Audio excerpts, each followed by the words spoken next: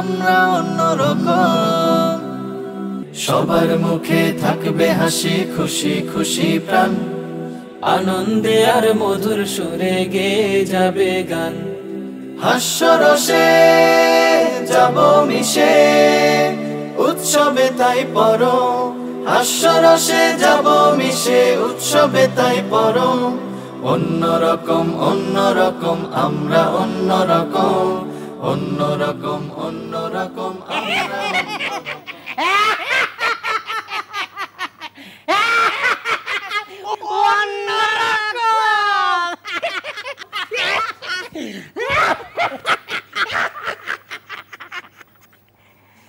গুরু, আজকের অনুষ্ঠান আপনি করেন শুরু।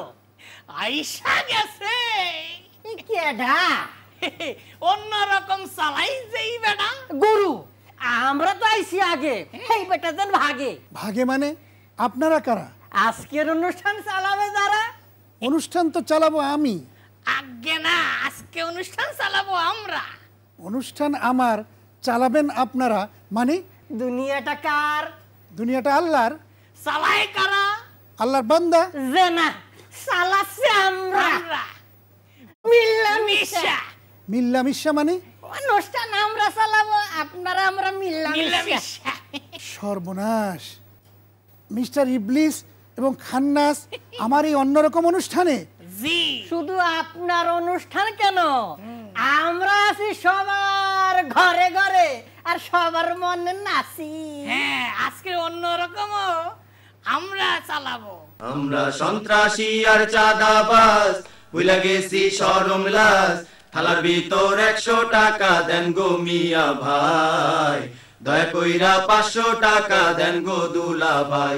আমরা সন্ত্রাসী আর চাঁদাবাজ, ভুলে গেছি শরম লাজ। থালার ভিতর 100 টাকা দেন গো মিয়া ভাই, দয়া কইরা 500 টাকা দেন গো দুলা ভাই।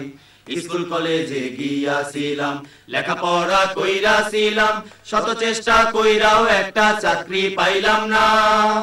স্কুল কলেজে গিয়াছিলাম, লেখাপড়া কইরাছিলাম, শত চেষ্টা কইরাও একটা চাকরি পাইলাম না। বাপের দুঃখ মায়ের কষ্ট দেখা দেখা জীবন নষ্ট, বাপের দুঃখ মায়ের কষ্ট দেখা দেখা জীবন নষ্ট। অবশেষে ধৈরাছি ভাই সহজ পেশার কাজ। আমরা সন্ত্রাসী আর চাঁদাবাজ, ভুলে গেছি শরম লাজ। থালার ভিতর 100 টাকা দেন গো মিয়া ভাই, দয়া কইরা 500 টাকা দেন গো দুলা ভাই।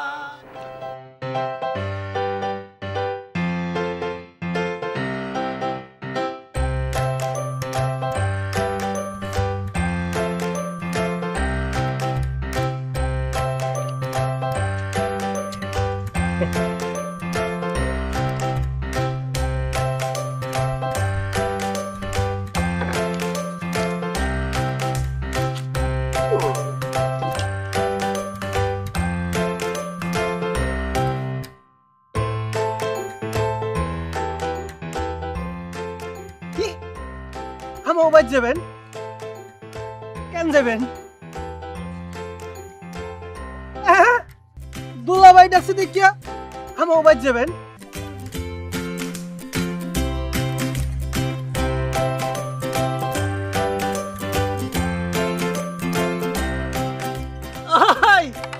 ওই তোরা তোরা নিজের মতো করে। গুরু, ওরা তো ভাইগা গেল। আমার কাম শেষ, এইবার পালাই আমরা। চলেন।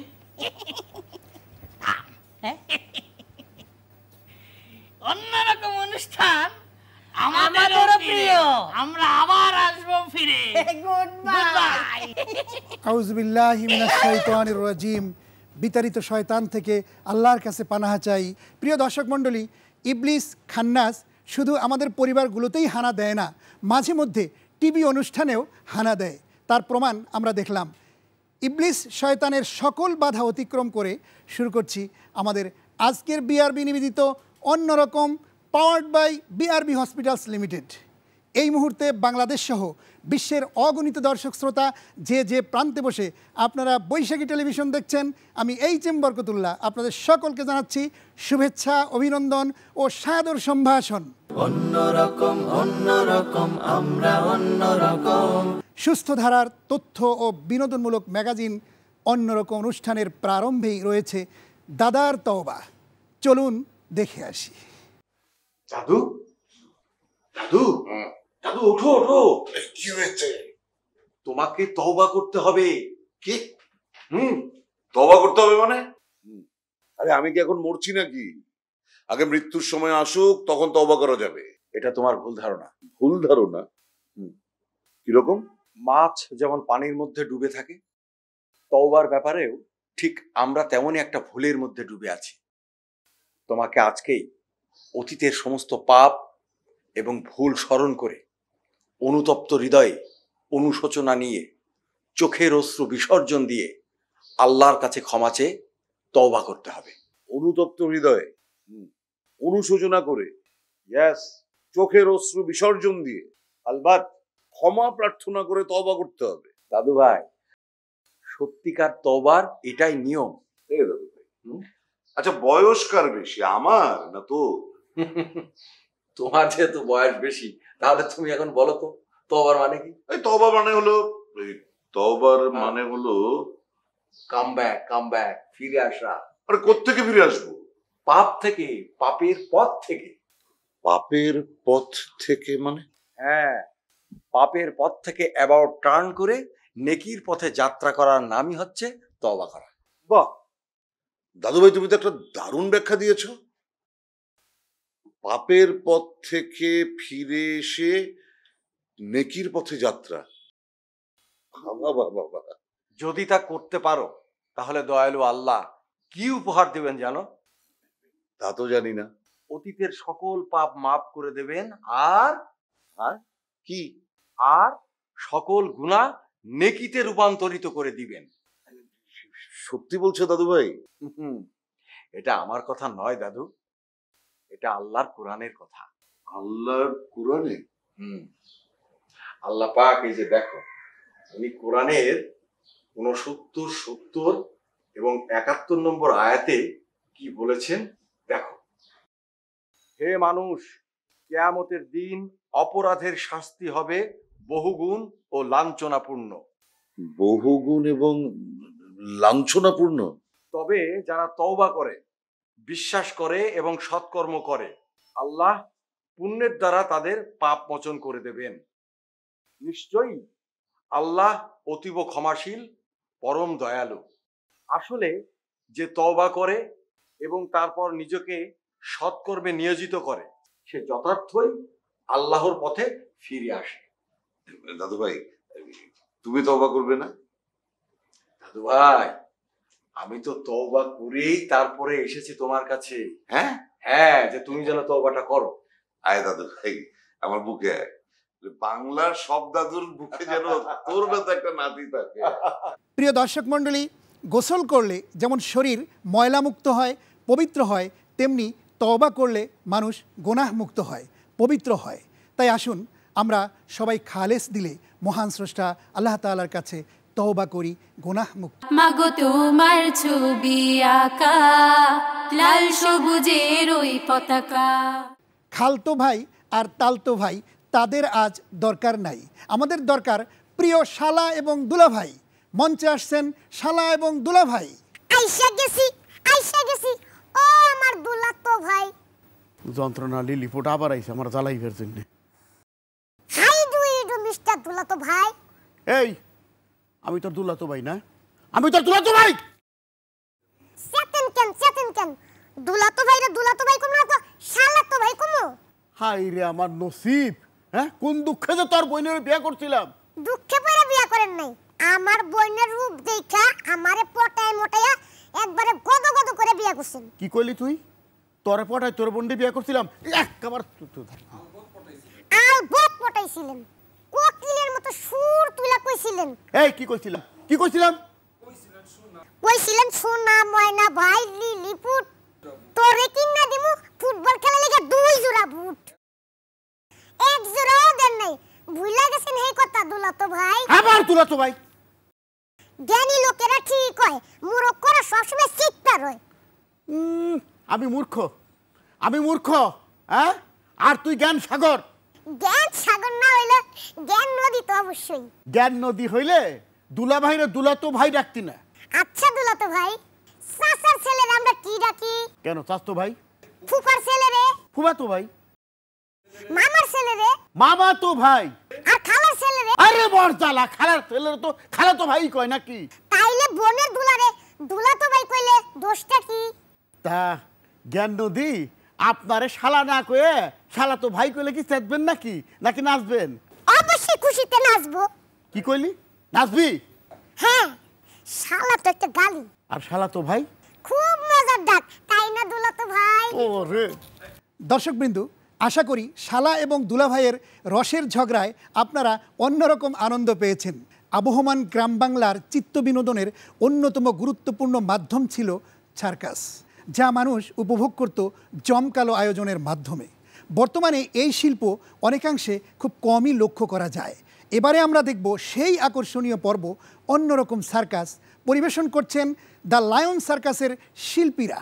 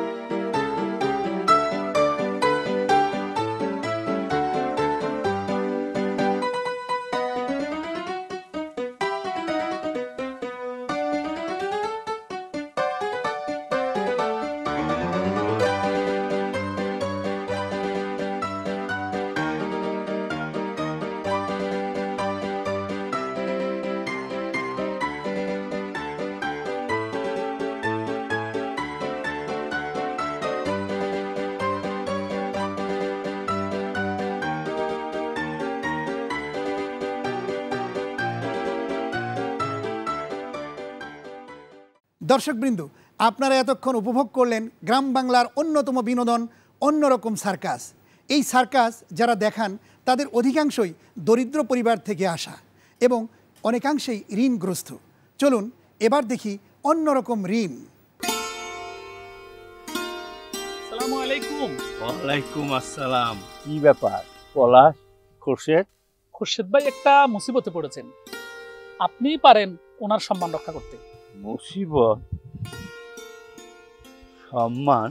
করোনায় লকডাউনের কারণে আমার 3 মাসের বাসা ভাড়া বাকি পড়েছে। আজ অন্তত 1 মাসের বাসা ভাড়া দিতে না পারলে। বুঝতে পেরেছি। উনি এতটাই অসহায় হয়ে পড়েছেন, সুদের উপর টাকা নিতে যাচ্ছিলেন। রাস্তায় আমার সাথে দেখা, সবকিছু শুনে আমি আপনার কাছে নিয়ে এসেছি। সুদের ছোবল থেকে রক্ষা করেছো? আজ না হয় আপনার বদৌলতে রক্ষা পাবে, কিন্তু কালকের কথাও আমাদের ভাবতে হবে। আমি এইমাত্র সূরা আল হাদিদ পড়ছিলাম, তোমরাও শুনো আল্লাহ কি বলেছেন। তোমরা কি আছো? আল্লাহকে কর্জে হাসানা দিবে, তিনি এই ঋণ বহু গুণে ফেরত দিবে। সুবহানাল্লাহ, আল্লাহ নিজেও ওয়াদা করেছেন কর্জে হাসানার টাকা বহু গুণ বাড়িয়ে দিবেন। হ্যাঁ, সুদের কবল থেকে বাঁচানোর জন্য আল্লাহ কর্জে হাসানার ব্যবস্থা করেছেন। কিন্তু আমাদের সমাজ ব্যবস্থায় তো কর্জে হাসানার কোনো অস্তিত্বই নাই। কর্জে হাসানার অস্তিত্ব নেই বলেই তো সুদের ব্যবসা রমরমা। আমার একটু তাড়া ছিল, যদি। তোমার 1 মাসের বাসা ভাড়া কত? সব মিলিয়ে 15,000। বিকালে আমার বাসায় এসো, 15,000 টাকা নিয়ে যে। কবে ফেরত দিতে হবে? তোমার সুবিধা মতন দিবে, আর যদি না দিতেও পারো সেটাও জানিও। আপনার এই দয়ার কথা কোনোদিনও ভুলবে না। এই তো কর্জে হাসানা দেওয়া নামাজ রোজার মতোই ফরজ ইবাদত। তোমাকে দয়াও করছি না, করুণাও করছি না। কর্জে হাসানা দেওয়া নামাজ রোজার মতোই ফরজ ইবাদত? হ্যাঁ, অবশ্যই। কেন পান্থ ক্ষান্ত হও হেরি দীর্ঘ পথ, উদ্যম বিহনে কর পুরে মনোরথ। কাটাহেরি ক্ষান্ত কেন কোমল তুলিতে, দুঃখ বিনে সুখ লাভ হয় কি মোহিতে। প্রিয় দর্শক, অন্যরকম প্রতিভায় আজকে আমরা আমন্ত্রণ জানিয়েছি অন্যরকম এই আয়োজনে। সুদূর পাবনা থেকে এসেছেন জনাব মোহাম্মদ মিরাজুল ইসলাম, যিনি 2টো হাত ছাড়াই জন্ম নিয়েছেন। আল্লাহ রাব্বুল আলামিন তাকে হাত ছাড়াই দুনিয়ায় পাঠিয়েছেন। সেই মিরাজুল ইসলামের সাথেই আজকে আমরা কথা বলবো। মিরাজুল ইসলাম, আসসালামু আলাইকুম। ওয়ালাইকুম আসসালাম। কেমন আছেন আপনি? আছি আলহামদুলিল্লাহ। আপনাকে স্বাগত জানাচ্ছি আমাদের অন্যরকম আয়োজনে। আপনার কেমন লাগছে? আসলে এই অনুষ্ঠানটা আমার কাছে খুব ভালো লাগে। আমি প্রায় টিভিতে দেখি, কিন্তু কখনো ভাবি নাই যে মানে আপনার সামনাসামনি হতে পারবো। আমার এটা মানে কাল্পনিক। অনেক ধন্যবাদ। জি। আপনার যে এই যে জন্ম থেকে যে হাত নেই, এভাবে আপনি বেড়ে উঠছেন এবং স্কুল শেষ করেছেন, লেখালেখি, তারপরে আপনার আরও অন্যান্য কাজ করে যে এই হাত ছাড়া, এটি কিভাবে সম্ভব হলো? আপনি যে এখন কলেজে পড়াশোনা করছেন। জি জি জি। আমি যখন অনেক ছোট ছিলাম, তখন বয়স মেবি 7 থেকে 8 বছর। তো আমি সেই সময় হচ্ছে মানে অন্যের উপর নির্ভর করে আমাকে চলতে হতো। আমার প্রত্যেকটা কাজে মানুষের হেল্প লাগতো বা আমার ফ্যামিলির হেল্প লাগতো। মানে আমি বলা চলে আমার পরিবারের বোঝা হয়ে গেছিলাম বা সমাজের বোঝা। তো যখন আমার জন্ম হয়, জন্মের পর এলাকার অনেকে আছে, তো সমাজের অনেকে বলতো আমার বাবাকে মাকে যে এই ছেলেটার জন্মটা হওয়া চাই না হওয়াটাই ভালো ছিল। আল্লাহ যে কেন এর সৃষ্টি করছে, সৃষ্টি না করাটাই ভালো ছিল। আমার বাবা মা অনেক কান্না করতো, কষ্ট পাইতো। আবার যদি কোথাও যাইতাম, অনেকে অট্টহাসি দিত, মানে খারাপ ভাষায় কথা বলতো যে এর হাত নাই, এর তো সমাজে মানে মানায় না। ওই কথাগুলো মনে পড়লে খারাপ লাগে। তো একটা সময় ভাবলাম যে আমার 2টা হাত নাই তো কী হয়েছে, হাত নাই জন্য কি আমি কিছু করতে পারবো না? হাত নাই জন্য কি আমি অন্যের উপর নির্ভর করে চলতে হবে, আমাকে সমাজের উপর নির্ভর করতে হবে, সমাজের বোঝায় থাকতে হবে? না, আমি চেষ্টা করব। চেষ্টা করলে অবশ্যই আমি আমার সফলতাটাকে খুঁজে পাবো।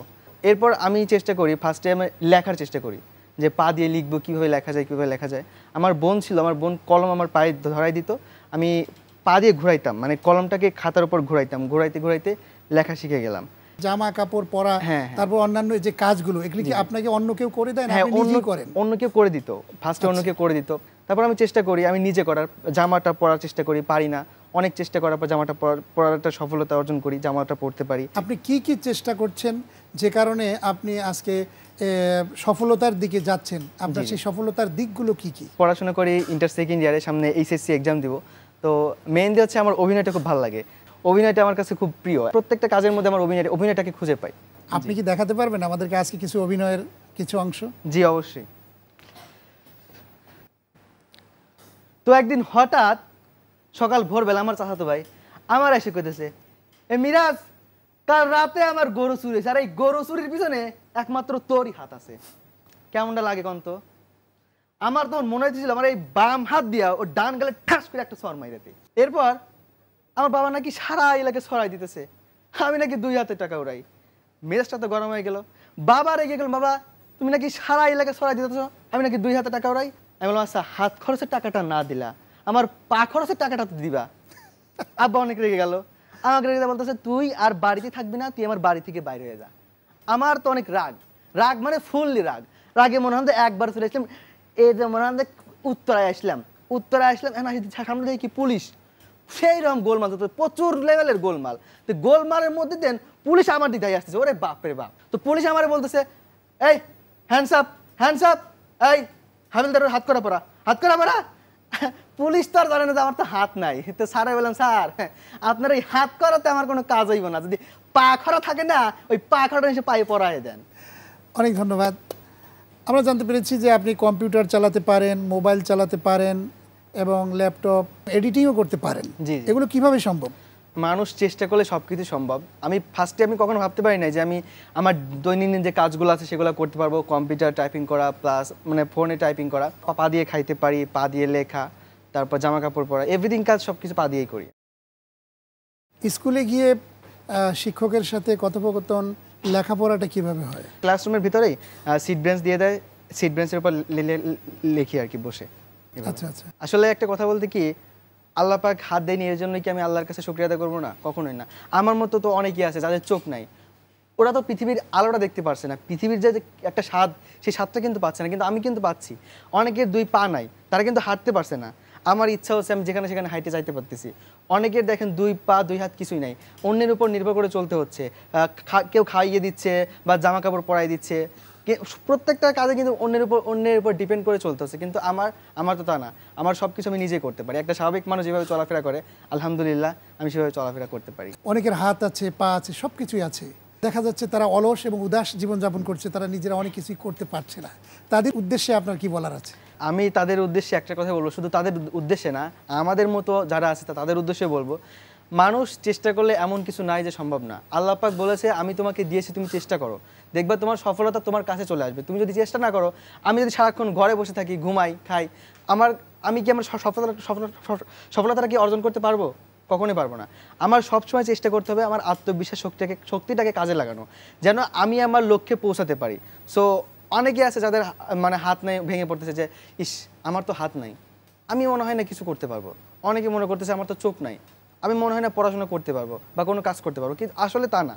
আল্লাহ পাক যখন তোমাকে দুনিয়াতে পাঠাবে বা পাঠাইছে, আল্লাহ পাক তোমার সব কিছু দিয়েই পাঠাইছে, তুমি কিভাবে চলবে, কিভাবে খাবে। কিন্তু আমি যদি চেষ্টা না করে ঘরে বসে থাকি তাহলে কখনোই সম্ভব না। সবচেয়ে আগে দরকার হচ্ছে চেষ্টায় মানুষের সফলতাকে অর্জন করতে সাহায্য করে। অনেক ধন্যবাদ মিরাজুল ইসলাম, আপনার কাছ থেকে অনেক গুরুত্বপূর্ণ বিষয় আমরা জানলাম, সেই সাথে আপনার বেড়ে ওঠার সফলতার অনেক দিকগুলো আপনি তুলে ধরেছেন। বৈশাখী টেলিভিশনের অন্যরকম অনুষ্ঠানের পক্ষ থেকে আপনাকে অনেক ধন্যবাদ জানাচ্ছি। Thank you. প্রিয় দর্শক, আমরা একজন সফল মানুষের সফল কিছু বিষয় জানলাম, যে হাত ছাড়াও পৃথিবীতে যে কিছু করা যায়, পৃথিবীতে কে জানা যায়, সে বিষয়টি আমরা বুঝলাম। আমরা অন্যরকম এই আয়োজনে অন্যরকম প্রতিভার পর আমরা চলে যাচ্ছি পরবর্তী সেগমেন্টে। অন্যরকম আমরা অন্যরকম। কথায় আছে মামা ভাগ্নে যেখানে, হাসি আনন্দ সেখানে। তো চলুন দেখি আমাদের অন্যরকম মামা ভাগ্নে কিসের আনন্দ করছে। মামা, ও মামা। কে? ভাগিনা বিদ্যান? হ্যাঁ মামা, বাইরে আসো, দেখো কি নিয়ে আসছি। তাই নাকি? আসিতেছি। কি নিয়ে আসছি দেখবা? কি নিয়ে আসিয়াছো? মামা এই দেখো কি এনেছি, গোল্ড মেডেল। Gold medal? হ্যাঁ। নিশ্চয়ই কোনো খেলায় জিতিয়া পাইয়াছ? না। তাহলে গিফট পেয়েছি, প্রাইজ, স্বয়ং আল্লাহ তাআলার পক্ষ থেকে গ্রেট গিফট। আল্লাহ রাব্বুল আলামিনের পক্ষ হইতে? হ্যাঁ। সুবহানাল্লাহ। তাহলে কি আমাকে একটা পরাইয়া দাও? অবশ্যই, আমি নিজ হাতে তোমাকে একটি পরিয়ে দিলাম। মারহাবা। আর আমি একটি পরে নিচ্ছি। দেখো মামা, চমৎকার। মামা মেডেল তো গলায় পরিয়ে দিলাম, কি লেখা আছে সেটা দেখলে না? তাই তো, আমি মুসলিম। সুবহানাল্লাহ। আমি মানুষ, আলহামদুলিল্লাহ। কিন্তু ভাগিনা বিদ্যান, মেডেল তো পরিয়াছি, কিন্তু আমি কি সত্যিকারের মুসলিম হইতে পারিয়াছি? তা তো কখনো ভেবে দেখিনি মামা। কি করলে মানুষ হওয়া যায় তাও তো জানি না। ভাগিনা বিদ্যান, মুসলিম নয় তো অধ্যত্বের গর্জন। মুসলিম মানে আল্লাহতে আত্মসমর্পণ। ও মামা, আমরা তো শুধু তর্জন গর্জন করছি, আত্মসমর্পণ তো করছি না মামা। তাই তো ভাগিনা বিদ্যান, তাহলে কি আমরা এই মেডেল খুলিয়ে ফেলিব? না মামা, মেডেল খুলতে হবে না। মেডেল পরে থাকলে আমাদের মনে থাকবে মানুষ হিসাবে আমরা শ্রেষ্ঠ জীব, আর মুসলিম হিসাবে শ্রেষ্ঠ জাতি, যিনি আমাদেরকে মানুষ হিসাবে শ্রেষ্ঠ জীবের মর্যাদা দান করেছেন এবং মুসলিম হিসাবে শ্রেষ্ঠ জাতির মর্যাদা দান করিয়াছেন। আমাদেরকে তাহার শ্রেষ্ঠত্ব ঘোষণা করতে হবে। প্রিয় দর্শক, এবার আপনাদের সামনে আসছেন বিশ্বব্যাপী কমেডিয়ান শিল্পের অনন্য নায়ক মিস্টার বিনের চরিত্র অভিনয়কারী, যাকে বলা হয় বাংলার মিস্টার বিন।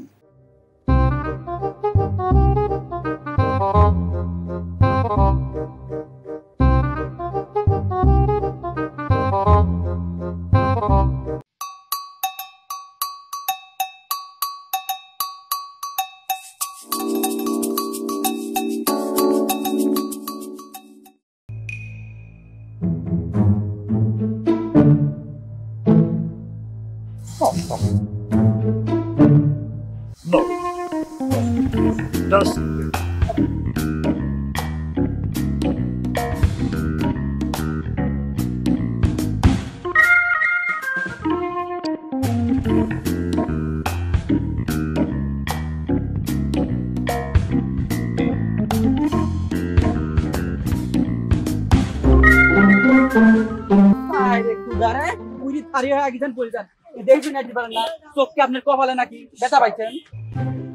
আসেন। কোথা কি আমার গো করছেন ইংলিশে, আমার কথা শুনে রাগ হয়। কি হয়েছিল ভাই এখন কোন দেখে নি? জ্বলা লাগে না? কলা খেয়েছিলাম। কলা খায় কে পরে নাকি? আপনি আমার ভূগোল বুঝান। কলা খেয়েছিলাম, খোসা ফেলবো, ডাস্টবিন খুঁজছিলাম, ওদিকে ডাস্টবিন রয়েছে ভাঙা, তাই ডাস্টবিন খুঁজছিলাম।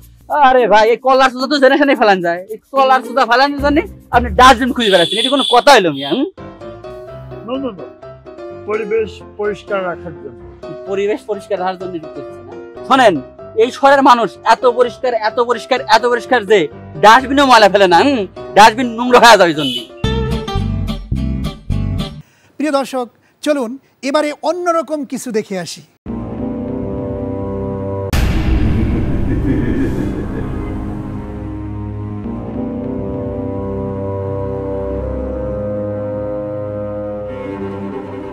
আমি ইবলিস, শয়তান।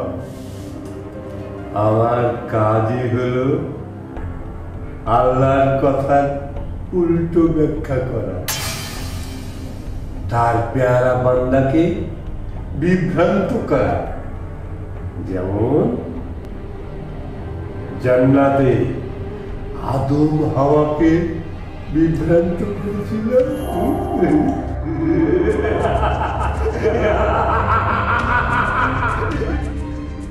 আদমের রব বলেছিল, আদম তুমি আর তোমার সঙ্গিনী জান্নাতে বসবাস করো, সব কিছু উপভোগ করো, ভালো ভালো খাও, যেখানে খুশি ঘুরে বেড়াও, শুধু ওই গাছের কাছে যেও না। যদি যাও তাহলে তোমরা জালেমদের অন্তর্ভুক্ত হবে।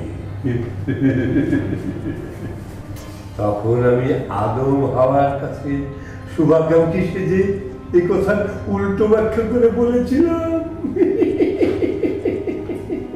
তোমরা যাতে ফেরেশতা কিংবা অনন্ত জীবনের অধিকারী হতে না পারো, সেই জন্যেই তোমাদের প্রতিপালক ওই গাছের কাছে যেতে নিষেধ করেছে। আমার ধোকায় বোকা হয়ে ওই নিষিদ্ধ গাছের ফল খেয়ে উভয়ে উলঙ্গ হয়ে পড়েছিল।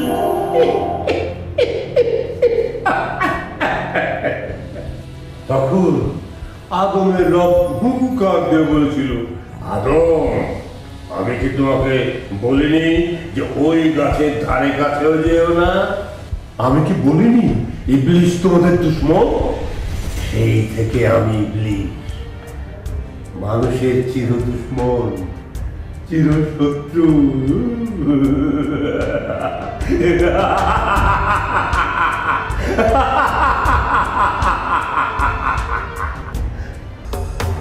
আদম, তুমি আমার অধঃপতনের কারণ। আমি ছিলাম ফেরেশতা সর্দার আজাদি, তোমাকে চেষ্টা করিনি বলেই আজ আমি চির অভিশপ্ত ইবলিস শয়তান। তোমার জন্যে ওই আসমান থেকে নির্বাসিত হয়েছে এই জমিনে চির অভিশপ্ত হয়ে।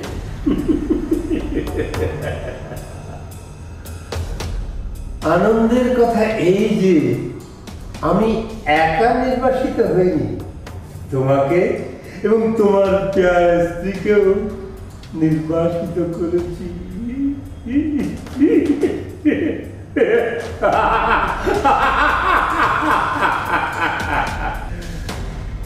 আমরা একই সাথে এসেছি, তবে বন্ধু হয়ে নয়, চিরশত্রু হয়ে।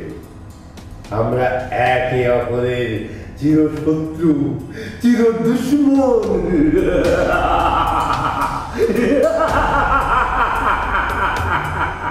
অথচ আজ তোমার নির্বোধ সন্তানরা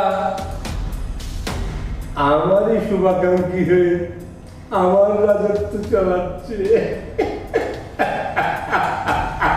চারিদিকে চারিদিকে শুধু আমারই জয় জয়কার, জয় জয়কার। দেখতে দেখতে আমরা আজকের অনুষ্ঠানের একেবারে শেষ প্রান্তে চলে এসেছি। বিআরবি নিবেদিত অন্যরকম পাওয়ার্ড বাই বিআরবি হসপিটালস লিমিটেডের পরবর্তী আকর্ষণ ভিন্ন স্বাদের অন্যরকম নিয়ে হাজির হব প্রতি ইংরেজি মাসের শেষ শুক্রবার রাত 8:30 শুধুমাত্র বৈশাখী টেলিভিশনে। অনুষ্ঠান সম্পর্কে আপনার গুরুত্বপূর্ণ মতামত জানাতে চিঠি লিখুন এই ঠিকানায়। পরিচালক অন্যরকম, বৈশাখী টেলিভিশন, 32 মহাখালী, ঢাকা 1212। ইমেইল করতে পারেন অন্যরকম 987@gmail.com। আজ এ পর্যন্তই। আল্লাহ হাফেজ, আসসালামু আলাইকুম।